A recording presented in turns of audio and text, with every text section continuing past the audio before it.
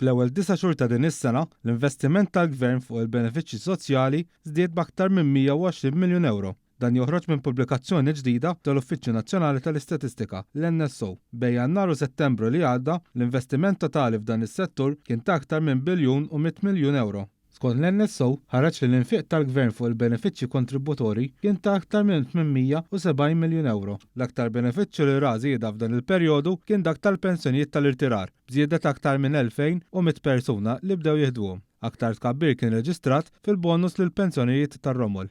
Miċ-ċifri tal-NSO ħareġ li f'dan il-perjodu il-Gvern ħallas kważi 229 miljun euro f'benefiċċji mhux kontributorji. L-investiment jiżdied b'aktar minn 20% fuq is-sena l-oħra. Jirriżulta wkoll li żieda kienet fiċ-Children's Allowance u l-benefiċċju addizzjonali tal-għoli tal-ħajja li kien mifruġ fuq iżjed faxex tas-soċjetà, tant li mad-99,000 persuna ibbenefikaw minnu.